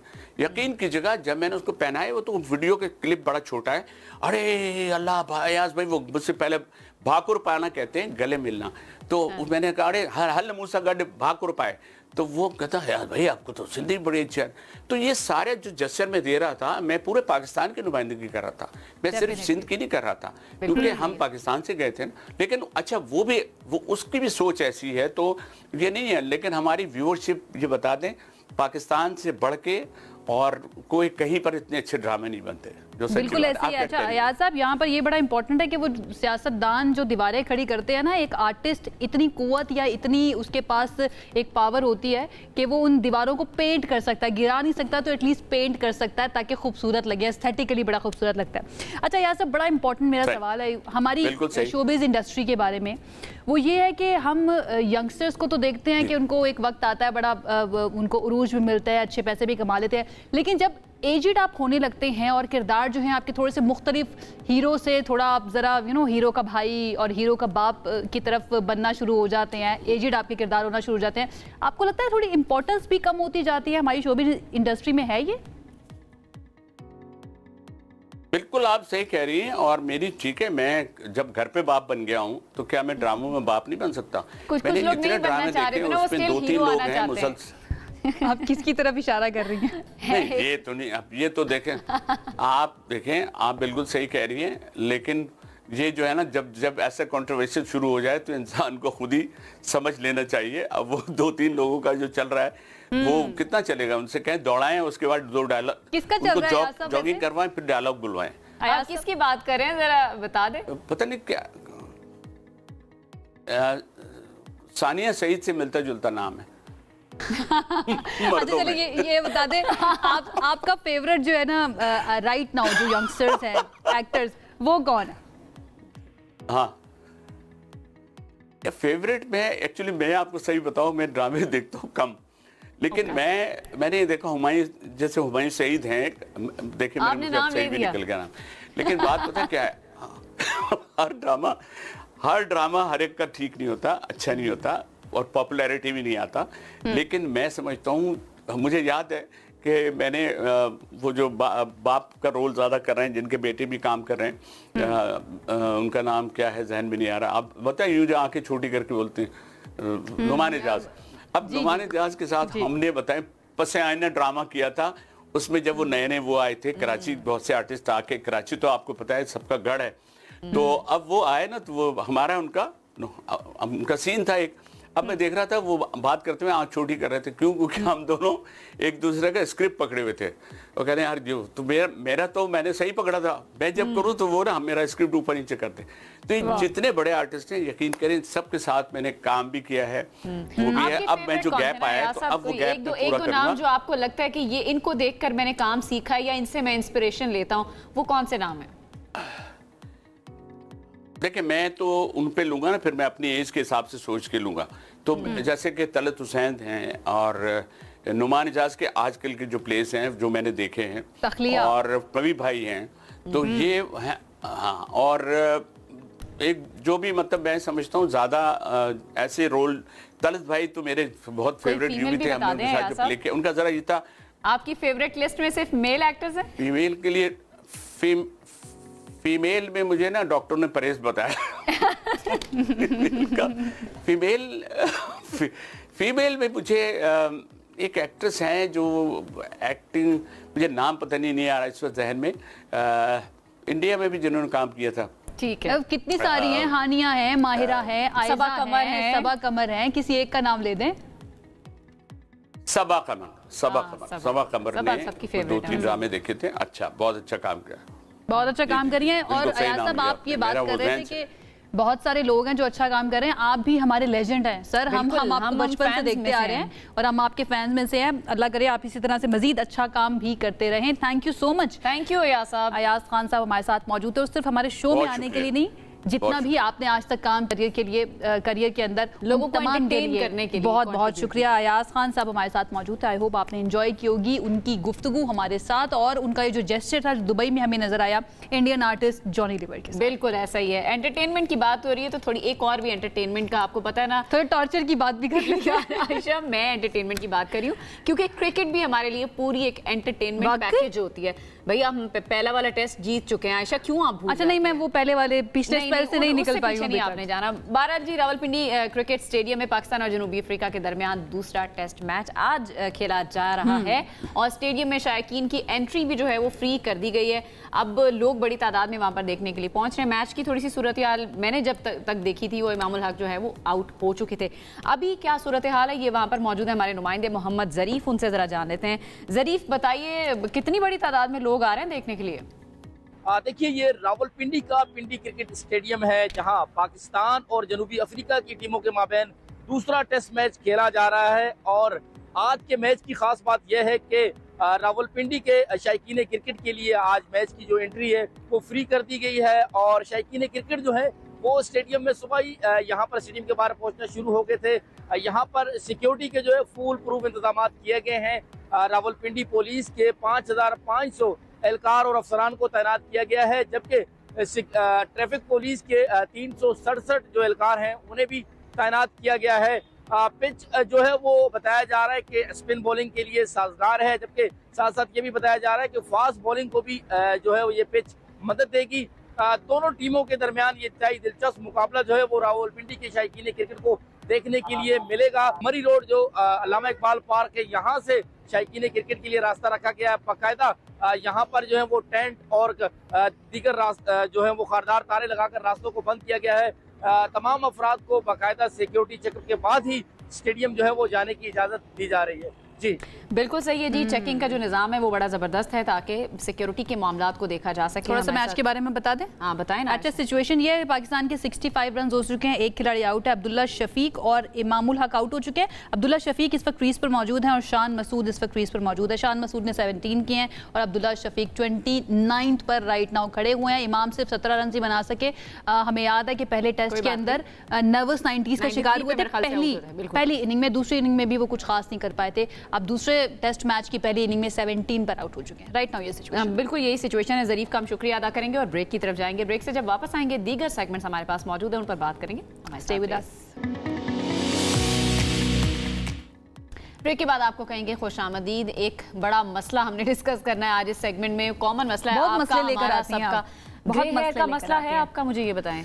अब जाहिर अब उम्र हो रही है तो होना शुरू हो चुका है। अब ये देखें, ये कह रही है कि उम्र हो रही है। मैंने तो ऐसे बहुत सारे लोग देखे हैं कि जिनकी उम्र नहीं भी होती, अब उनके भी ग्रे हेयर है। इसका मतलब ये है कि इस लाइन से इसका ताल्लुक नहीं रहा कि उम्र हो गई है। ओके। और दूसरा मतलब इससे तो नहीं है कि मैंने धूप में जाके अपने बाल सफेद करवाए, ये वाला रतन होता है ना बाल।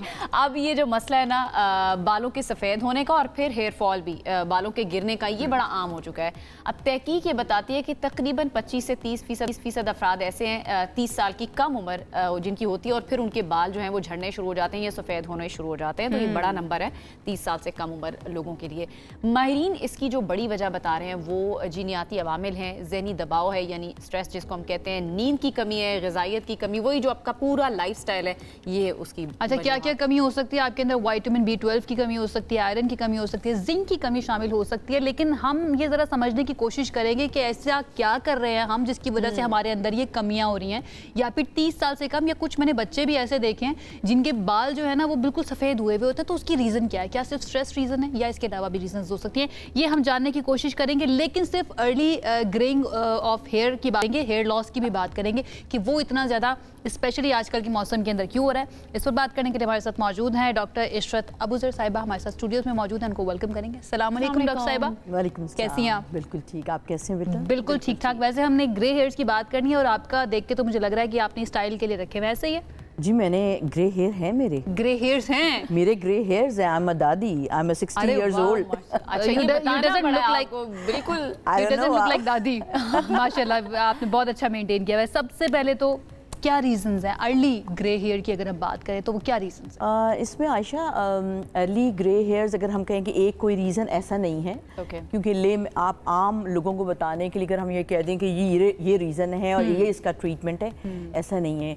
अल्लाह ताला ने जिस खूबसूरती से, जितने प्यार से इंसान को बनाया, तो कोई एक चीज़ उसको ट्रीट नहीं कर सकती। तो वो तरीके भी बताए कि जी आपने अपने आप को, इंसान ने अपने आप को रखना कैसे है। अगर वो फिट रहेगा मेंटली, फिजिकली, स्पिरिचुअली फिट, तो कैसे रहेगा, और अगर वो फिट रहेगा इन तीनों चीज़ों में तो उसको नुकसानात नहीं होंगे। यही है ना हमारे सारे मज़ाहिब में कि आपने, अल्लाह ताला ने अपने ख़ास मखलूक को जो बनाया बहुत प्यार से बनाया। कहीं हम गलतियां करते हैं, कहीं गलतियां होती हैं हमसे, या नेग्लेक्ट करते हैं तो ये रिजल्ट्स आते हैं। अच्छा, वैसे हम पहले कहते थे कि बुढ़ापे में जाके ग्रे हेयर आते हैं, तो वो एक नेचुरल चीज़ है कि अगर आपके, क्योंकि मैं भी बुढ़ापे में ग्रे हेयर आते हैं। हम तो आपको बुढ़ापा कह ही नहीं रहे, हमें तो आप कहीं से भी बुढ़ापे में नहीं लग रही। मैं एक, जिस तरह हम पहले कहते थे कि भाई बूढ़ा होगा तो सफ़ेद बाल हो जाएंगे, ये फिनोमेना अब चेंज हो गए, ये चीज़ें अब चेंज हो गई हैं। अब हम ये नहीं कह सकते। एग्जैक्टली अब जो है मतलब 20s and 25 की एज में बच्चियाँ आ रहे हैं मेरे पास जिनके हेयर भी वाइट हो रहे हैं, हेयर लॉस भी हो रहे हैं। सो वो हमारे लिए भी होता है कि यार हमने जब अपना बचपन गुजारा तो ऐसा नहीं था।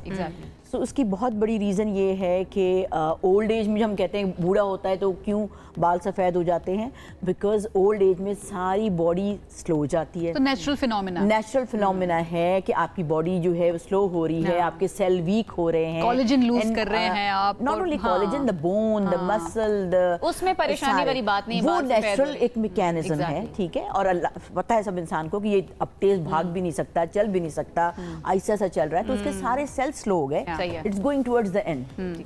नाउ यंग बच्चा या बच्ची जो 20 साल का, 25 साल का, उसकी तो एक्टिविटी इतनी होती है कि उसके बाल तो वो फिर उसकी अपनी गलतियां होती हैं, ठीक है, लेकिन कुछ माशरे की भी हैं। सो अगर मैं इसको आपको आसानी के लिए बताऊं कि जी अगर बाल किसी के वाइट या गिर रहे हैं तो सोचें कि जी सबसे पहले देखें उसकी फैमिली के हेरिडिटरी में, जेनेटिक्स में, ठीक है, उनके अगर हैं मदर की तरफ से या फादर की तरफ से, सो मोर चांसेस कि उस बच्चे या बच्ची में होंगे, अर्ली होंगे। फिर उसके पेरेंट्स की क्या हिस्ट्री थी वो लेनी पड़ती है। सेकंड आप आ जाएं कि उस बच्चा या बच्ची किस एनवायरनमेंट में रह रहा है, ठीक है, किस एनवायरनमेंट में रह रहा है, क्या ऑल द टाइम। एक तो जैसे अपने देखें गांव गोठों में थोड़े से रेडिश ब्राउन होते हैं बच्चों के बाल, पीले पीले से हो रहे होते हैं, ऐसा लगता है हम डाई करवाते हैं, स्ट्रीक कराते हैं, वो छोटे बच्चों को स्ट्रीक वाले होते हैं धूप से। सो अल्ट्रा बाकी धूप में वैसे रहने से हो जाते हैं वाइट या कलर पिगमेंट उसका लाइट हो जाता है। बहुत ज्यादा लाइट्स में रहने में कलर पिगमेंट खत्म हो जाता है। ये जो सेइंग है कि मैंने अपने बाल धूप में रह के सफेद नहीं किए, ये आपने जुमला बोला था तो मैं हंस रही थी कि मैं बताऊंगी।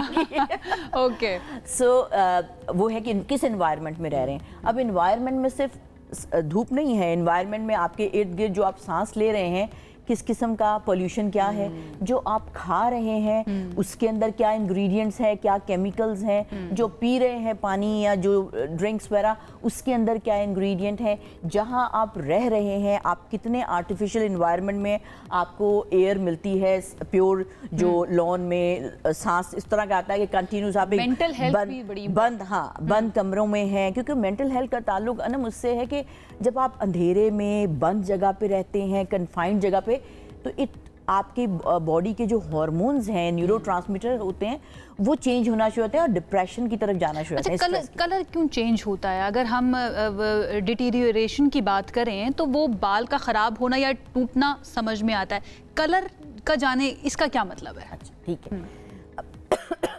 किसी भी चीज़ का कलर, बालों का, आँखों का कलर, स्किन का कलर, ओके, ये किसी चीज़ से बनता है ना बेटा। तो ये स्टेम सेल, आपने सुना होगा स्टेम सेल, तो हमारे बालों की जो जड़ होती है उसके नीचे एक स्टेम सेल होता है, हेयर फॉलिकल का, जड़ का एक स्टेम सेल है, स्किन का एक स्टेम सेल है, हड्डी का स्टेम सेल है, हर जिस्म के हिस्से का एक स्टेम, वो स्टेम सेल उसके अंदर होता है। जो जो चीजें उस स्टेम सेल को डैमेज करेंगी, जो जो चीजें इसको खराब करेंगी, वीक करेंगी, वो सारी चीजें उसके जो पिगमेंट बना रहा है हमारा ब्लैक, वो नहीं बनाएगा। तो उसमें अगेन वो मैं सारी चीजें आप पूछ रहे हैं कलर क्यों खराब होता है, बिकॉज कलर अगर ब्लैक, जेड ब्लैक और शाइनी है, इट मीन्स कि उसका जो फॉलिकल के अंदर स्टेम सेल है हेल्दी है, उसका डीएनए हेल्दी है, उसका सेल बिल्कुल जबरदस्त है। जब सेल के अंदर प्रॉब्लम आ हमारे साथ लाइव कॉलर भी हमारे साथ मौजूद हैं, आबिद खान है कराची से। अस्सलाम वालेकुम आबिद, कोई सवाल करना चाहेंगे, कुछ ऐड करना चाहेंगे? वालेकुम सलाम मैडम, मेरा सवाल है सर मैडम से। एक तो सर मैडम मेरा जो जल्द होता है ये बहुत ज्यादा भी सर्दी जैसी शुरू हो रही है, तो जल्द मेरा खुश्क हो रहा है। ठीक है। दूसरा मैडम एक मेरे बाल गिर रहे हैं, और तीसरा और आखिरी सवाल ये मैडम, एक मेरे चेहरे पे स्याही आ गई है। सर मैंने इस तरह की क्रीम वगैरह इस्तेमाल की थी तो अभी स्याही आ गई है, तो इसके बारे में मैडम थोड़ा दो तो मुझे समझ आ गई, तीसरा मुझे समझ नहीं आया, लेकिन आई थिंक वो स्किन से रिलेटेड है, हम जरा जान लेते हैं। एक तो मुझे समझ आया कि इनको खुश्की बहुत है, बालों में बाल गिर रहे हैं, और समझ अब ये इन दो का जवाब, दो का बता दें। ये मेरे ख्याल से सबका ही मसला, सबकी हेल्प हो जाएगी। देखें, खुश्की का मतलब है बॉडी ड्राई हो रही है, ठीक है, ड्राई होके उसकी जब बॉडी ड्राई या इम्बैलेंस हो रही है, अपनी प्रोटेक्शन नहीं कर पा रही, तो एक पैरासाइट या एक फंगस आपकी बॉडी में अटैक कर रही है, ठीक है। तो जब एक बीमारी अटैक कर रही है, एक फंगस लगा हुआ है और आपकी बॉडी जो है वो ड्राई हो रही है, तो बाल तो उससे भी गिरेंगे। तो पहली कॉज तो नजर आ रही है कि डैंड्रफ है, ठीक है, और जो कि एक पैरासाइट होता है, और वो आपकी स्किन को, आपके स्कैल्प को ब्रीथ ही नहीं करने दे रहा, ठीक है, एक जरासीम लगा हुआ है। तो डैंड्रफ जो इनको है, पहले तो एंटी डैंड्रफ जो है वो शैम्पूज के अलावा एंटी डैंड्रफ डाइट्स भी होती हैं बेटा। ये जो जितना भी योगर्ट है ये एंटी डैंड्रफ होता है, एप्पल साइडर विनेगर है ये एंटी डैंड्रफ होता है, लेमन है, इसको कंज्यूम करना या यस, इनको कंज्यूम फर्स्ट तो कंज्यूम पहले तो कंज्यूम करें ना, सेल के अंदर तो जाए, ऊपर लगा लेंगे तो अंदर कंज्यूम। इनको डाइट में, अपनी डाइट में जितनी ज्यादा हो सके ये चीजें, फ्रूट्स एंड वेजीज, इनको कि ये एंटीऑक्सीडेंट चीजें होती हैं, इनके अंदर एंटी फंगस, एंटी बैक्टीरियल, तो खाने में ये लगा भी सकते हैं। और एंटी डैंड्रफ ऐसा शैम्पू जो कि हार्मफुल ना हो, केमिकल वाला ना हो, नेचुरल इंग्रेडिएंट से बना हो, तो वो आप केमिकल्स की बात करिए। लोग जिनके ज्यादा ग्रे हेयर हो जाते हैं वो डाई की तरफ चले जाते हैं कि भाई डाई करा लेते हैं तो कुछ अरसा निकल जाएगा। फिर कुछ लोग कहते हैं नहीं, डाई कराने से ज्यादा हो जाते हैं ग्रे हेयर, ऐसा है? ऐसा है, बिकॉज हाइड्रोजन पेरोक्साइड, आप हाइड्रोजन पेरोक्साइड आप एक कपड़े पर डाल दें उसका रंग उतर जाएगा। It's poisonous, it's a toxin for your skin, your hair. तो आप जब डाई करते हैं तो you know your original colour का पिगमेंट है जो अल्लाह ने दिया, वो किसी किसी जगह तो नेचुरल खत्म हो गया, किसी किसी जगह हमारी अपनी हरकतों से, बिकॉज हमने शैम्पू में इंग्रेडिएंट्स आ रहे हैं। आप नेम द शैम्पू, आप देखें उनके सबके अंदर सारे इंग्रेडिएंट्स ऐसे हैं जो इनके लिए हार्मफुल हैं। डाई जितने कलर के आ रहे हैं वो सब जाते हैं, इवन बालों को वाइट करने के अलावा स्किन की पिगमेंटेशन शुरू कर देते हैं, ठीक है, एज़मा कर देते हैं डाई कलर, किसी भी किस्म का डाई, किसी किस्म का भी, किसी किस्म। कुछ लोग तो मेहंदी भी लगा रहे होते हैं ना, वो that is mehndi, if it is original, तो मेहंदी तो बड़े सदियों से लगा रहे हैं, हमारी अम्मियां लगाती हैं। तो फिर करना क्या है डॉक्टर साहिबा? अगर देखें डाई नहीं कर सकते, आपके बाल हो चुके हैं वाइट, तो सिर्फ प्रिवेंशन ही इसका एक हल है? यस, एक तो प्रिवेंशन है, नंबर 1 कि प्रिवेंशन कीजिए। अब अगर प्रिवेंशन नहीं हो सकी, आपका हो गया, तो ऐसा नहीं है कि वापस नहीं आएगा। मेरे बहुत सारे पेशेंट्स हैं, इनकी फोटोग्राफ्स भी हैं, सारा आते हैं बहुत दूर दूर से, जिनके बाल वाइट हो गए, वो वापस आए हैं यंग एज में, ठीक है, और जिनके बाल बिल्कुल बॉल्ड हो गए, बिल्कुल बाल खत्म हो गए, उनके नए बाल दोबारा आए। Okay, we have left with very little time. जल्दी से अगर आप डाइट के बारे में बता दें कि क्या क्या उनको अपनी डाइट में ऐड करना चाहिए जिनके बाल बहुत ज़्यादा ग्रे हो रहे हैं या गिर रहे हैं, जल्दी से उसके बारे में बता दीजिए। फ्रूट्स, वेजिटेबल्स और नट्स एंड सीड्स, ठीक है, ये शामिल करें, और जंक और बाजार की और पैक्ड फूड और दूर भागें उससे। Please. And what about protein? वो कहते हैं protein and fibre is very important. तो प्रोटीन, आप ये क्यों समझते हैं कि प्रोटीन सिर्फ आपको गोश्त में मिलती है? आपको दालों में प्रोटीन मिलती है, ब्रोकली में प्रोटीन मिलती है, बिल्कुल वैसा ही प्रोटीन है जैसा हमें मीट से बहुत बेहतर प्रोटीन है, बेहतर है, बिकॉज उसमें तो हार्मोन और इंजेक्शन लगे होते हैं, ये तो नेचुरल प्रोटीन है। मशरूम्स में प्रोटीन है, इतनी प्रोटीन है, बीन्स में प्रोटीन है, ग्रीन्स इसमें पी में protein. We have a live caller Shagufta Azad Kashmir से हमारे साथ। आजाद कश्मीर वाली शगुफ्ता, बताइएगा आपका क्या सवाल है? वालेकुम। जी बताएं। अच्छा, मैंने ये पूछना था कि मेरी एक बेटी 9th में, एक 10th में है ना, तो उन दोनों के बाल जो है सफेद हो गए, जबकि मेरे अभी तक नहीं हुए हैं, काफी अर्सा हो गया है, मेरी तकरीबन 45 ईयर एज है। कुछ पूछना चाहेंगे? आपके नहीं हुए तो वो कह रही हैं उनकी बहनें हैं 2 छोटी, उनके बाल सफेद हो गए, वो 45। बेटियां बेटियां। हाँ एग्जैक्टली, मैंने जो भी बात की है उनकी, इसलिए कि उनकी अगर मैं आप उनसे पूछूं तो उनकी डाइट देखें कि वो क्या डाइट खाती हैं, आप क्या खाती थी, वो किस लाइफस्टाइल में रह रही हैं और आप कैसे रहती थी, इन दोनों को कंपेयर करें और कोशिश कीजिए जिस लाइफस्टाइल और जिस डाइट स्टाइल को आपने बचपन में किया है उसको वही देने की कोशिश करें, ठीक है, और बाकी चीजों से अवॉइड करें। जेनेटिक्स में अगर हो तो फिर तो सारे बच्चों में तो ट्रांसफर नहीं होती है कि चीज, अगर देखें माँ के बाल सफेद हैं या फिर गिर ज्यादा रहे तो कितने चांसेस है कि सारे बच्चों में इसी तरह होगा? देखिए, गिरने का ताल्लुक तो जेनेटिक्स से नहीं है, ग्रे हेयर्स है। अब ग्रे हेयर्स में कुछ बड़ी बड़ी डिजीजेस हैं, ऐसा नहीं है कि मेरे हो रहे हैं वो माँ बाप की वजह से हो रहे हैं, उनको इल्जाम देने की जरूरत नहीं है, अब उनकी अपनी हरकतों की वजह से हो रहे हैं। जो ग्रे हो रहे होते हैं उसमें जेनेटिक्स में बहुत बड़ी बड़ी डिजीज हैं, जैसे डाउन सिंड्रोम है, उसमें हो जाता है, एल्बिनो आपने देखा व्हाइट पूरे हो जाते हैं, उनमें हो जाता है, उनकी जीन्स में, डीएनए में पिगमेंट, जहाँ की जीन्स पिगमेंट बनाती है वो अगर डेफिशिएंट हो तो उसमें हो जाता है। ये बड़ी बड़ी डिजीजेस हैं। ये जो आम हम कहते हैं हमारे अम्मी अब्बू की तरफ फैमिली से आ रहा है ना, फैमिली ने किसी ने चेक किया कि उनके पेरेंट्स में क्या डेफिशिएंसी थी, क्यों हो रहा है, और ना इन्होंने चेक किया। तो जब आपने चेक ही नहीं किया तो इल्जाम मत दे। अब तो माहौल है इसमें बहुत ज्यादा। हमारे की टेक अवेज जो है ना वो इस सेगमेंट से वो ये बनते हैं कि सिर्फ एक रीजन नहीं हो सकती है, चंद रीजन या मल्टीपल रीजन है जिसकी वजह से ये सब कुछ हो रहा है। एंड ओवर द ईयर्स जो क्लाइमेट चेंज, जो पोल्यूशन बहुत ज्यादा हो चुकी है, खाने पीने के अंदर हमें कुछ प्योर नहीं मिल रहा, लाइफस्टाइल का हमारा क्या हाल हो चुका है, ये सब कुछ इसके अंदर कंट्रीब्यूट कर रहा होता है। और इसके ट्रीटमेंट्स जो हैं, इसके ट्रीटमेंट्स भी मौजूद हैं, छोटे छोटे बता देती हूँ आपको। इसके treatment we are out of time, 30 seconds में बता दे जल्दी से। It's PRP, Regenera Activa, your own stem cell therapy and your deficiency, nutritional deficiencies को कंप्लीट करना, बेसिक ये बेसिक ट्रीटमेंट। बहुत शुक्रिया, thank you so much doctor Ishrat हमारे साथ मौजूद थी। अब हम जाते हैं जनाब एक ब्रेक की तरफ, ब्रेक से वापस आएंगे, हमारे पास और भी सेगमेंट्स हैं, साथ रहिए। ब्रेक के बाद आपको कहेंगे खुशामदीद। पाकिस्तानी खवातीन की बात करते हैं जो कि हर मैदान में अपनी सलाहियतों का लोहा मनवा रही हैं। आप मेरी तरफ देख रही हैं, यहाँ पे भी हम अपना लोहा मनवा रहे हैं। 2 खवातीन आपके सामने बैठी हैं। एंथुसियाज्म देख रही होती हूँ अनम का, जब खवातीन की बात आती है ना, हाथ आप यूं करके बात कर रही होती है। चाहे तालीम का मैदान हो, साइंस हो या फिर खेलों की बात कर लें, हर जगह हमें खवातीन आगे आगे नजर आती हैं। अब खवातीन किसी से पीछे नहीं रही हैं और अब कोपेमाई के मैदान में भी उन्होंने एक नई तारीख रकम कर दी। कौन सी तारीख? बिल्कुल ऐसे हाल ही में हमदली 2025 एक्सपेक्टेशन के तहत पाकिस्तान की 2 बाहिम्मत कोपेमा बहनें आमिना हनीफ और सद्दीका हनीफ ने नेपाल के जिला दुलाखा में वाक़ई 5630 मीटर बुलंद यालुंगरी चोटी सर करके सब हिलाली परचम जो है ना वो बुलंद कर दिया। मैंने बड़ी प्रैक्टिस की इसको बोलने की, अब पता नहीं सही बोला या नहीं, ये जान लेते हैं। हमारे साथ ये दोनों बहनें मौजूद हैं, आमिना भी और सद्दीका भी। अस्सलाम वालेकुम, कैसी हैं आप? अल्लाह का शुक्र, आप कैसे हैं? बिल्कुल ठीक ठाक। इतनी छोटी छोटी सी नन्ही मुन्नी सी लग रही हैं, लेकिन काम आप इतना बड़ा माशाल्लाह से करके आ गई हैं। आमिना, आप बताइए कैसा एक्सपीरियंस रहा और उस एक्सपीडिशन के बारे में थोड़ा सा बताइए। बहुत अच्छा एक्सपीरियंस रहा हमारा नेपाल में, और जो ऑर्गेनाइज़र थी हमारी दानिका, उन्होंने ये एक्सपीडिशन रखी थी, मुनक्कद की थी नेपाल में यालुंगरी के लिए। तो इसमें मुख्तलिफ़ कंट्रीज़ की लड़कियां इसमें ऐड थी, अफ़गानिस्तान से, नेपाल से, ताजिकिस्तान और अफ़गानिस्तान भी थी, इंडिया से भी थी, इंडिया से, हाँ जी, लद्दाख। तो वहाँ पे बहुत अच्छा एक्सपीरियंस रहा और ये हमारा फर्स्ट एक्सपीरियंस था।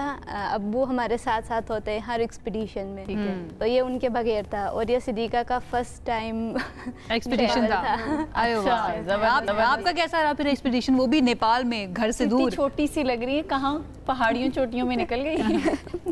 बहुत ही अच्छा एक्सपीरियंस रहा, बहुत मज़ा आया, काफ़ी कुछ सीखने को मिला आउट ऑफ कंट्री जाकर भी। अमेजिंग रहा। अच्छा, इन दोनों बहनों के बारे में थोड़ा सा ज़रा मैं बता दूं कि ये सिर्फ जनरेशन नहीं है, इससे पहले वाली जनरेशन्स जो है ना वो भी पाकिस्तान का नाम बड़ा रोशन कर चुकी है। लिटिल करीम आपको याद होगा, हाजी अब्दुल करीम साहब, जिनके ऊपर बड़ी फिल्में भी बनी हैं, बहुत ही यंग स्पोर्टर थे वो। बिल्कुल। उनके बारे में बताएं, वहाँ से चलता हुआ ये शौक आप तक पहुँचा है, कौन बताना चाहेगा? हाँ बताएँ। जी, दादा ने काफ़ी कम उम्र में पोर्टर्स से स्टार्ट किया था, फिर आहिस्ता आहिस्ता जो है फिर लेजेंड बन गए। उनके जो कारनामे हैं वो यकीनन सबको पता है, बताने की ज़रूरत नहीं है, जिनमें उन पर 3 डॉक्यूमेंट्रीज मूवीज़ भी बनी हुई हैं। तो काफ़ी उनसे इंस्पायरेशन मिली, उन्होंने मोटिवेट किया। बल्तिस्तान की हम फर्स्ट फीमेल माउंटेनर्स हैं जिन्होंने पहली दफ़ा 2018 में वुमेन एक्सपीडिशन करके मंगलीसर चोटी पर सबसे लाली परचम लहराए। तो पहले फादर करते थे, फिर उसके बाद फादर करते थे। मेरे फादर भी माउंटेन गाइड हैं। दादा के बाद वो भी काफ़ी ज़्यादा हमें सपोर्ट करते हैं। उन्होंने भी दादा कंपोज्ड यू आर। मैं तो ये देख रही हूँ माशाल्लाह, कितनी इस एज में ना, मैं तो पता नहीं, मुझे पता ही नहीं था समझ में नहीं आता कि करना क्या है, सोचना आगे की क्या सोचनी है। अच्छा आमना, आप बताएं कि जब वहाँ पे ज़ाहिर है आपको पता चला कि आप जीत गई हैं और ये टाइटल आपने जीता है, एक तो उस वक्त वो लम्हा कैसा था, उस वक्त क्या महसूस किया सबसे पहले? उस वक्त बहुत अच्छा महसूस कर रहे थे हम, क्योंकि जब हम वहाँ पहुँचे थे तो वहाँ पे वेदर बहुत ज़्यादा ख़राब हुआ था, मानसून बारिशें बहुत ज़्यादा हुई थी। असल में हमने वहाँ रमदून पिक के लिए हम गए थे, तो वहाँ पे जब हम यलूंग बेस कैंप पहुँचे थे तो बर्फ़ यहाँ तक थी। तो हम ऐसे ऐसे जा रहे थे, तो उधर जब हम पहुँचे तो मुश्किल से मतलब एक दिन हमारे पास था बस। अच्छा, इसमें कोई कंपटीशन तो फिर नहीं होता ना, सबने पहुंचना होता है, ये होता है कि पहले मैं पहुंच जाऊंगी वहां पर, ये नहीं था? कंपटीशन नहीं था, एक्सपेडिशन था, सबने साथ पहुंचना, टीम वर्क एक साथ, डेफिनेटली एक साथ सबने जाना था। जो पीछे रह जाते थे सबको सपोर्ट करते हुए हमने सब। अच्छा, इन द एंड मैं ये जानना चाहूंगी, जो हम ब्रेक में भी बात कर रहे थे, नेपाल के अंदर रिसेंटली हमें पता है एक रेवोल्यूशन भी आया है, जेनजी का रेवोल्यूशन, ये उससे पहले की बात है या उसके बाद हुआ? उसके बाद की बात है। उसके बाद डर नहीं लगा आप लोगों को? नहीं, डर नहीं लगा। वो लोग टूरिस्ट का बहुत ज़्यादा ख्याल रखते हैं। अच्छा, ये चीज़ बहुत अच्छी बात है। ओके, जल्दी से ये बता दें आगे का क्या प्लान है, आगे क्या करना है? इंशाल्लाह आगे अभी स्पेन जा रहे हैं, इंशाल्लाह उधर भी जाकर क्लाइंबिंग करेंगे, ट्रेनिंग्स वगैरह है उधर भी। स्पॉन्सर्स मिल गए?